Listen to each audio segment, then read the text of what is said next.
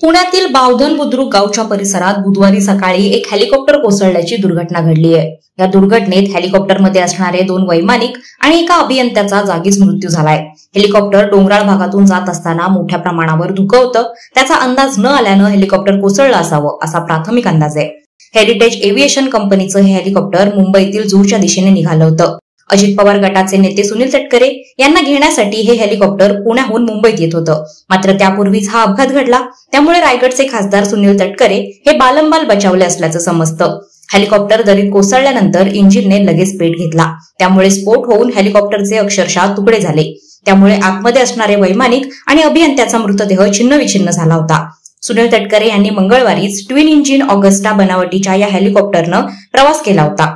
सुनील तटकरे काल या हेलिकॉप्टरनं पुण्याहून परळीला गेले होते, तेथून ते याच हेलिकॉप्टरने पुण्याला परतले होते। त्यानंतर हेलिकॉप्टर पुण्यातच सोडून सुनील तटकरे मुंबईला आले होते।